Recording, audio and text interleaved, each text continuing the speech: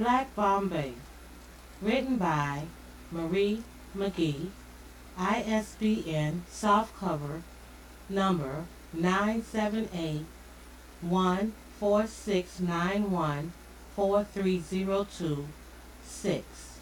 Ebook, ISBN number 978-1-4691-4303-3.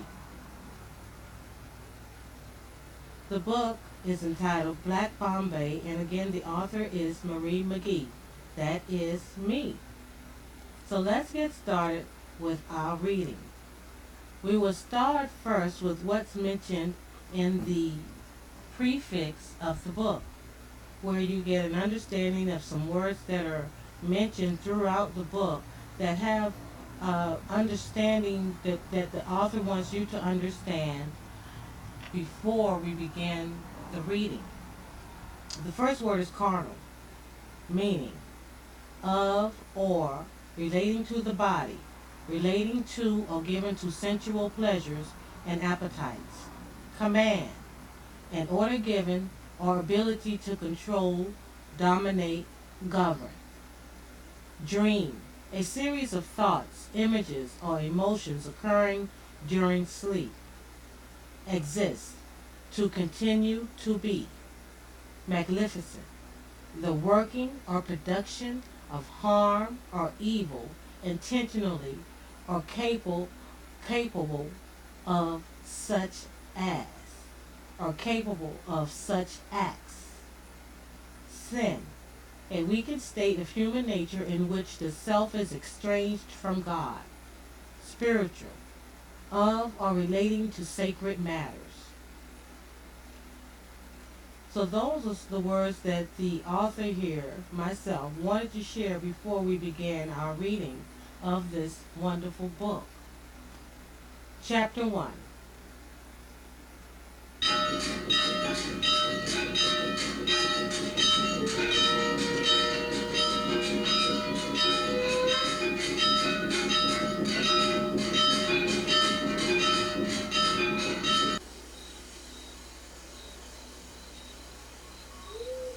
Chapter 1. Where am I? Leroy Massey. I understand that your middle initial M stands for Merle. You're a family man. 3 kids, a dog, and a few cats. You've been married 11 years, I said as I escorted Leroy through the chamber doors. Who are you? Why are these doors so huge? Where am I going? Forgive me, we are between worlds. Between worlds? But I just was...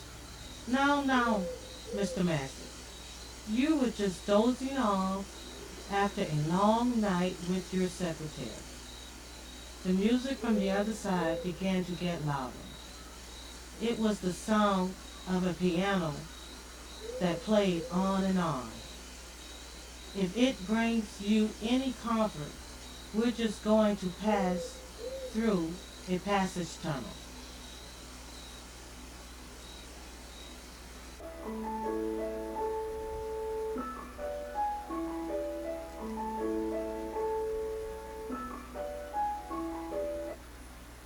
What's that light at the end?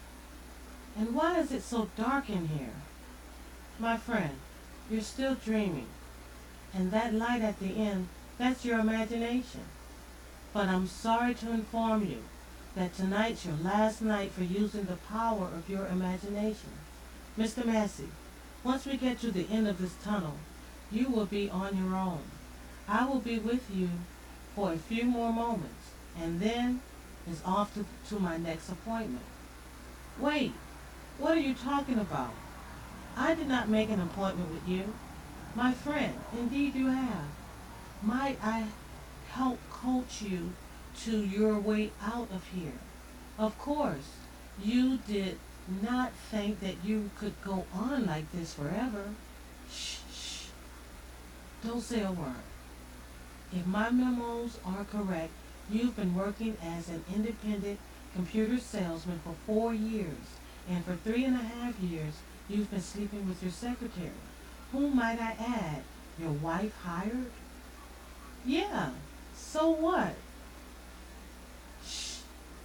Mr. Massey, allow me to introduce myself.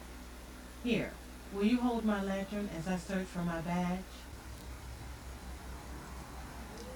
There it goes. Goddess Safari? He said with confusion.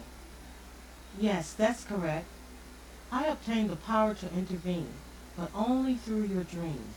Once you are out of my presence, I will not be able to assist you. I'm afraid our passage together has come to an end. The piano music ceased, and the light at the end of the tunnel dimmed, spotlighting towards a gate draped with sheer cloth. Not bad. I was quite, it was quite a seduction that has taken place, experience warns me. Sometimes even I am surprised about what awaits at the gate for my clients. It serves as a clue to the unsuspecting to why they are being chosen to carry out orders from Zumba. I must go now. Maybe may I have my lantern? But wait, you haven't used any of your powers, he said, trembling and afraid as he returned my lantern. I only have moments to intervene on your behalf. You used all of your time asking me questions. It's a bit too late for you to be afraid now. Just simply go to the gate, say your full name, and the timekeeper will open the gates for you and lead you to the final destination. Goodbye. Don't worry. You will see me again as long as you follow the orders of Zumba correctly. I turned around and quickly made my way back through the dark tunnel. Leroy stood there for a while, pondering what in the world could be going on. Then he felt a sedating spirit that looked as if it were a sheer cloth that blew from the soft wind, coming from beyond the gates. Leroy approached the gate with a sudden fear of being alone. He spoke his name gently at the gate. Leroy, Merle, Massey. The gates slowly opened, and out of nowhere appeared a short gremlin, light character with the thickest facial hair Leroy had ever seen. He was dressed in what looked to be a wool sack designed as an apron, but over the course of time now only looked like rags. As he approached the gate, he carried in his hand what closely resembled a large calculator. Mr. Massey, I've been waiting your arrival. Thanks for saying your full name. You wouldn't believe how easy it is to make mistakes, said the timekeeper with a voice of ease, yet sounding like he was 100 years old. I'm the timekeeper, but you can call me Raoul. Right this way, sir. Ah, screamed Leroy. What is that? Oh, pardon the bats. Sometimes they like to express this is their territory. Raoul led Leroy through what looked to be a wet and cold cave. The walls were hollow and housed the sound of an echo.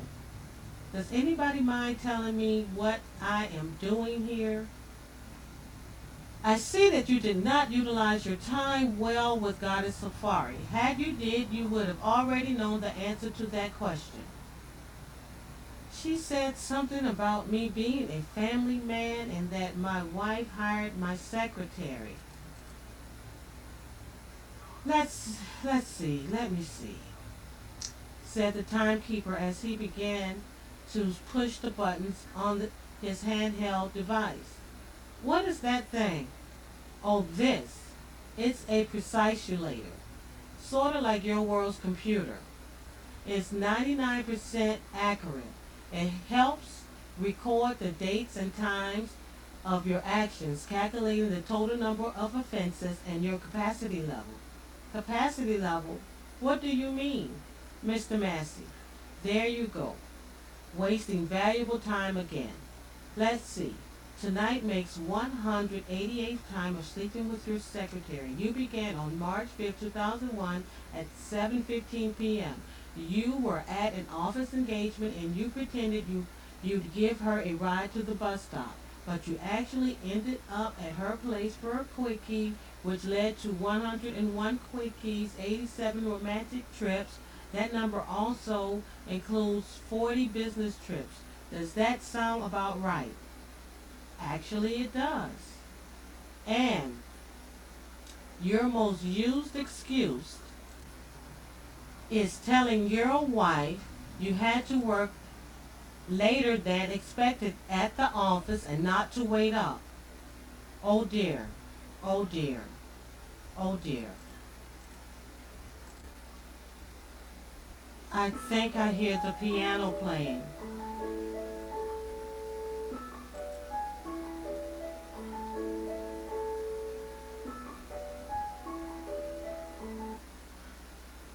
Okay, that's the piano. We must hurry. I don't want to be late.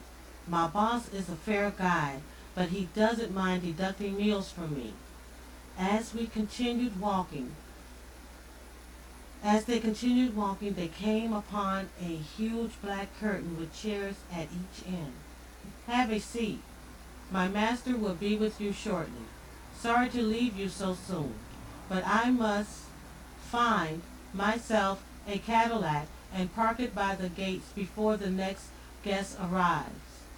Would you believe this guy proposed a living will to be buried in his Cadillac? Take care, and if you're lucky, we'll meet again. Leroy was extremely uncomfortable. He didn't know if he didn't know how he should sit. Should he sit with his legs crossed, open, or tightly held together?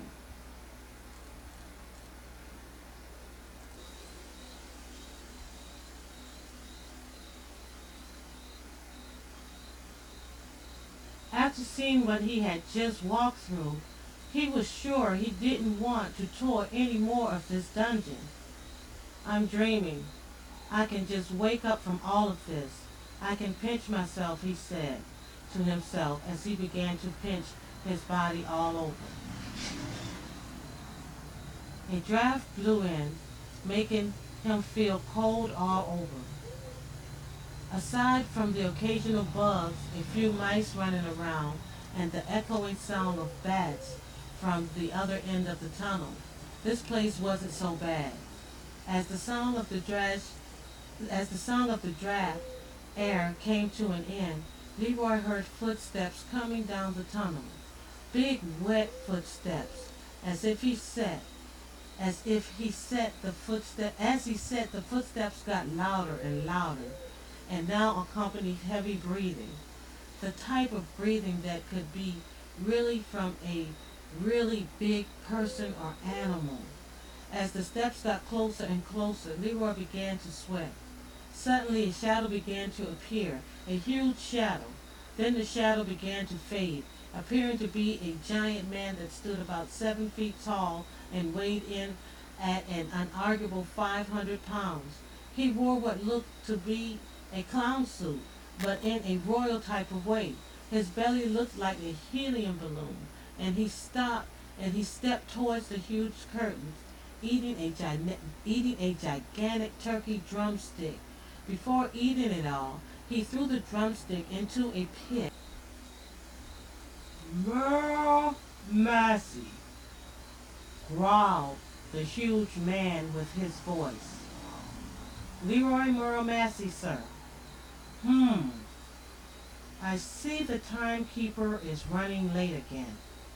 Maybe if he loses a few more pounds, he can get things done in a timely manner and not in a rushed manner. He should have been here with you. You are quite a brave man. But really, I ask that guests are not left alone up here.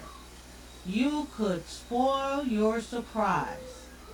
Ah, let's see. You must have a million questions. No, sir. Good. Now, we can get down to business. Beyond this curtain is where you will spend eternity, if you carry out my orders. If you do not carry out my orders, you will be with the rest of the disobeying, useless creatures in the land of guillotine, where you can eat of or do. This must be some kind of mistake. I'm a family man. I love my wife and my kids and pets. I pay my bills. You also have a secretary, Teresa Wades, who is asleep waiting for you. Am I correct? Yes. No. I mean, Mr. Massey, please don't make this difficult. I have 3 more appointments, one of which is scheduled for 5:53 a.m. So please don't anger me.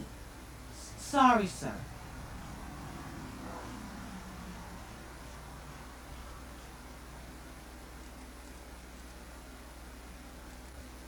Now, where were we? Oh, I was about to tell you your offense. You are guilty of violating Rule 7 of Exodus 20. You are familiar with the laws of your world given by your God. What are you talking about? Those laws haven't been into practice for some time. We go by the laws of our government. You foolish people reject peace. Therefore you have chosen to worship evil. But I am not one of those people. Shut up! I am your God now, Lord of the afterworld. His eyes began to brighten up to a lime green, and his straight gray hair began to stand on top of his head. His throat began to throb as if he swallowed a golf ball. I asked you kindly not to anger me. Now you have. Now stand to your feet. Leroy stood to his feet, shivering from the sudden air that blew through like a cutting sword. I am Zumba. I possess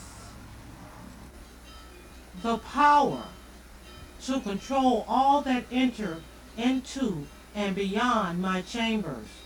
Curtains, please, yelled Zumba. The curtains began to roll back. A glass door appeared with the light of day. On the other side, standing at least 11 feet tall. Join me, Mr. Massey. Have a look.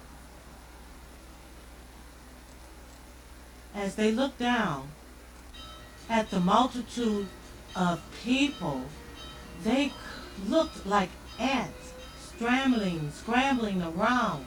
Meet your new family, don't worry. Some of them are quite humble. Some you may know already. They are all under my control. They eat, sleep, and drink when I say so. They live here permanently and are no longer sexual beings, nor do they utilize the gift of gentleness anymore. They are great creatures. They are great machines for work. But the problem is their work is disappointing me, displeasing me. They are in need of improvement.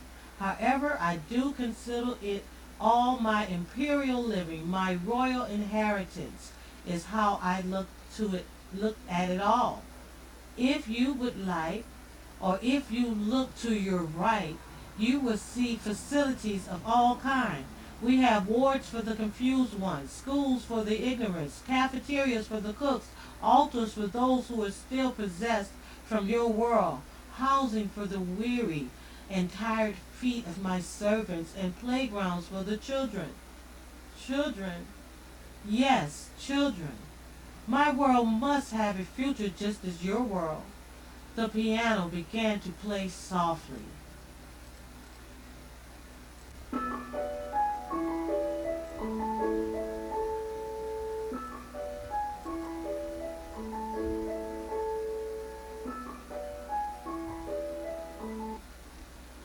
Our time is up, Leroy Merle Massey. You are now standing on the stage of life, which means that on the other side of this stage is the land of immutable living.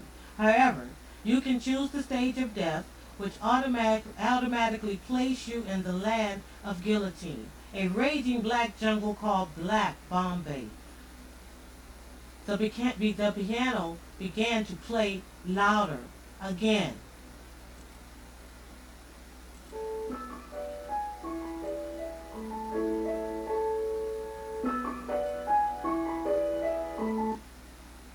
Oh dear, I must give you your orders now. You, Mr. Leroy Merle Massey, is responsible for bringing me the sleeping spirit of your beloved dry cleaner, Mrs. Olay. But she's a sweet old lady. She would never hurt a fly. I know. Now bring her to me. How? I don't understand. Well, perhaps you want to attend one of our schools. Then how would you explain to your sweet young wife why your secretary had to call an ambulance for your non-responding body? No, wait. I don't want to hurt my wife.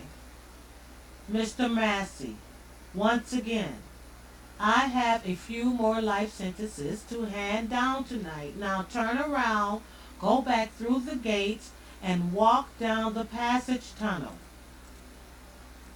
Alone? Alone? Leroy asked trembling. Go. You will have 30 days to do it, or you will awake in a black jungle with no lights. Pardon me. There is fire. I am sure you will be screaming for help in Black Bombay. Don't worry, you'll awake at the end of the tunnel. Now go. Leroy quickly began to make his way back through the passage tunnel.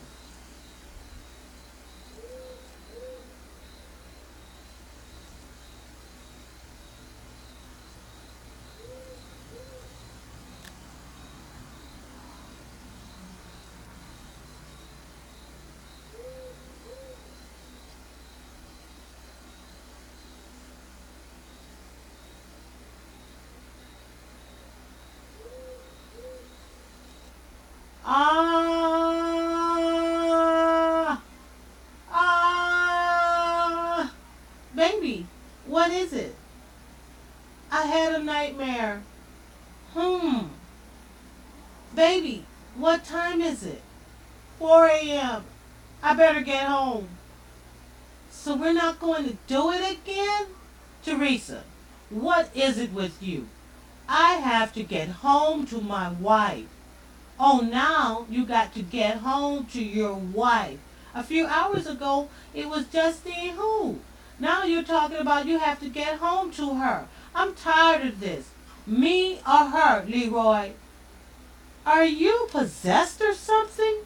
Listen, I'm a married man. I have kids, a wife, pets, and they live in my home. You can stay here if you want. I'm leaving. Leroy rolled out of the bed, leaving Teresa there scrambling for covers as he made his way to the bathroom. We purchased a room for 2 nights. I don't care. I'm leaving. Okay. You're just going to leave me here, 3 hours away from Augusta. Yuck. What was I thinking of when I decided to get married or to get involved with a married man? Here's a word of advice. Make me the last one. You damn right I will. Get up. Put on some clothes. I haven't showered yet. Shower when you get home, bitch. Teresa grabbed her robe and began to walk towards Leroy as he washed up in the mirror. Baby, it was just a nightmare. Come back to bed, she said as she snugged up against his shoulder while rubbing his back. Do you want me to get my sheer lingerie? That usually drives you wild. He pushed her hands away and made his way to his bags and headed for the door. Given his facial expression, Teresa knew that she only had time to grab her bags and go. She headed for the door with her robe and shoes on. They got into the car and drove up to the night window. Leroy stepped out of the car, reaching for his wallet, as he walked up and rung the bell. "Yes, may I help you?" asked the redhead behind the desk. "Yes, ma'am, I have an emergency back home. I need to check out. Here's the room key." "Sir, we have a room policy that states you lose 50% of the room charge on your next day's stay if you check out early. You've also occupied the room for more than 1 hour, which means you cannot get a refund on tonight's stay." She continued on. "No, stop this madness now. Stop. Listen, lady, I simply said I want to check out. Just put my credit back on my card, whatever amount it is. What is it with you people? Are you some sort of machine or something? What do you want?" I said, "I have an emergency." "Sir, our system is down. I can't render you a refund at this time," said the clerk in the same manner. "Look, just forget it. And forget you too." Leroy went back to his car and drove off.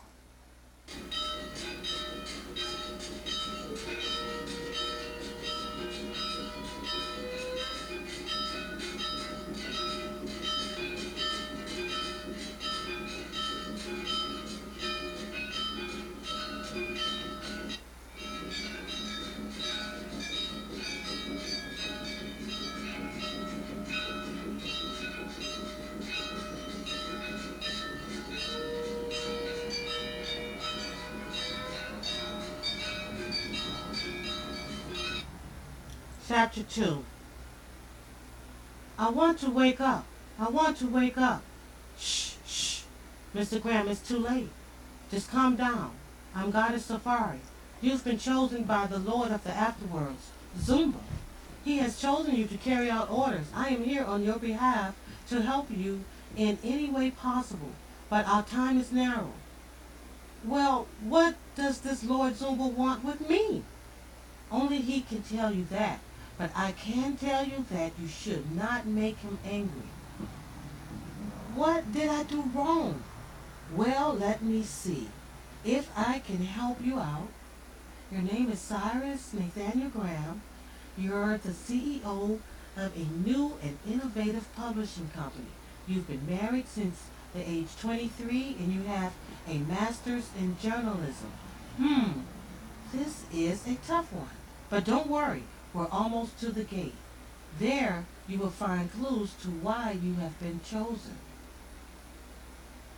"Can't I just wake up from all of this?" "Sorry, sir. As of tonight, you've officially lost your power of imagination." "Are you saying I'll be here forever?"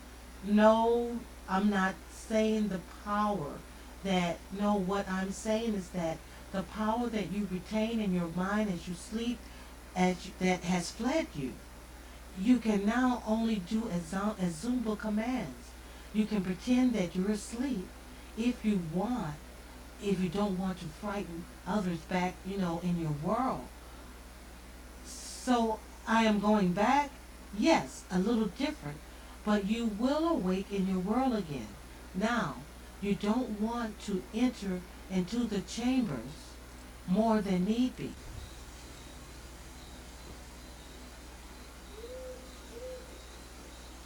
Zumba would take that as the inability to carry out his orders.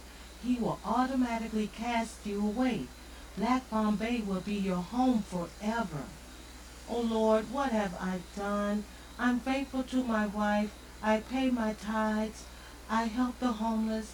And I coach my son's little athlete's baseball team.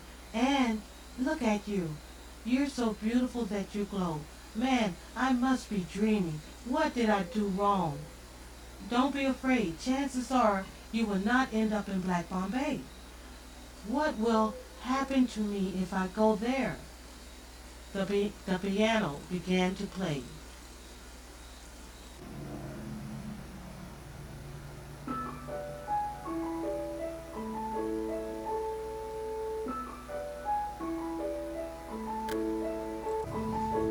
The piano is now playing louder as they got closer to the gate. Okay, there's no easy way to put this. See, you walk across the stage of death. Once you're on the other side of that window and inhale its atmosphere, you will be in Black Bombay, the land of guillotine. It's where you will be ordered to behead others or eat up their heads. You will go through a slow metamorphosis change, and it will turn you very evil, and eventually from doing either, you will change physically forever. Secret of the land is those who behead others are usually beheaded very quickly. The piano music ceased. We've reached the gate. I must depart from you now. Wait, what is all that hanging on the gates? Cyrus asked. Together we walked over. It looks like time cards. Does that ring a bell for you? No time cards, he said as if he was confused. I have to go, but you simply can say your full name and the gates will open. The timekeeper will lead you the rest of the way. As I disappeared down the dark tunnel with my lantern burning, Cyrus remained at the gate and began to speak his name slowly.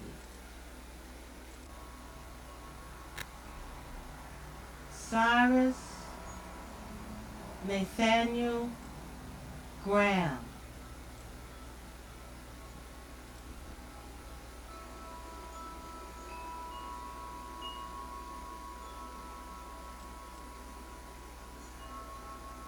The gates slowly opened. The timekeeper approached Cyrus from the dark corner of the chambers. Nice of you to come in on tonight. I was expecting you tomorrow, but now it's fine. Let's see. You're Cyrus Nathaniel Graham, date of birth November 4th of 1966. Is that correct? Yes. Why am I here? Right now, we're stationed in Augusta, Georgia, and we're going door to door looking for company representatives. Ha ha. You don't mind a little humor from the old man, do you? Well, we are sort of stationed in Augusta. You're the 8th person to come in from Augusta this week. So if you stick around long enough, you might see some people that you used to know. Right this way, sir. The timekeeper made a few steps and then stopped. Do you mind if I pee right quick? I will only take a few minutes or a few moments. Why don't you stand here? I'll be right back. By the way, my name is Raoul. Cyrus stared at the man as he went to the dark corner of the chamber. He could hear an echoing sound of urine hitting the ground. Then he heard a weird sound. Woo, woo, woo, mourned the timekeeper as he relieved himself. Cyrus grew slightly afraid and more uncomfortable. The timekeeper began to approach Cyrus.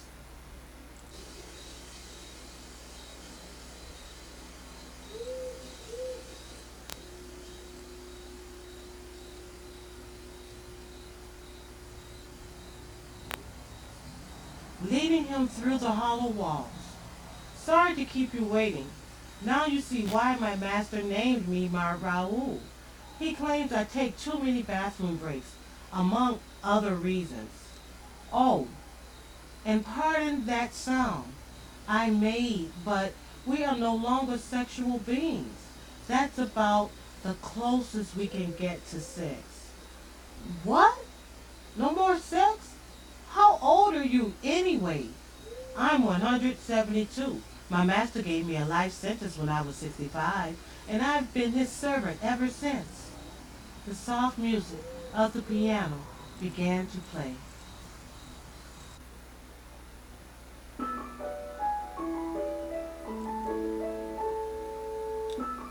Oh, we must hurry, or I will be late. Please don't tell my master that I took a pee break. It angers him sometimes, and he cuts off my liquids. Wait a minute. Are you telling me that you've been here for over 100 years? I'm afraid so. Enough of the chit-chat, please. I must inform you of your offenses before we get there. He pulled out his precise-ulator from underneath his hat. Before you ask, let me tell you. The machine calculates your capacity level. My capacity level? Yes, the number of times you've committed the offense that now makes Zumba your god. Okay, here we go. You started your company 5 years ago, June 10th, 2007. Yeah, that's right. Does that thing also tells you that all of my employees have health and dental benefits at a very affordable rate plus life insurance? I provide after school programs for the kids. I pay half the bills for the elderly parents to be watched while they are at work, and they all make well above the minimum wage. If they go hungry, they can get advance pay at any time. Not quite. See, recorded is something a bit different. The piano began to get louder.